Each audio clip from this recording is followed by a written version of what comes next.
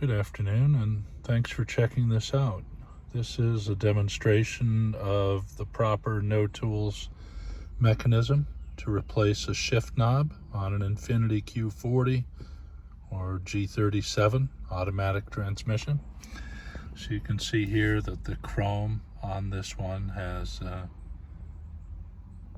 become it's in pretty poor condition.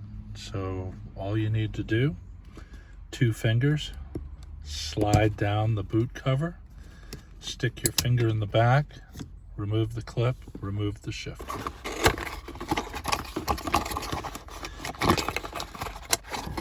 New piece comes with a new clip.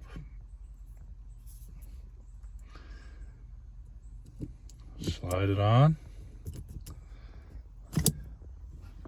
Push down till it locks into place. Slide your boot back up. Fast, easy, no more scratched hands. Enjoy.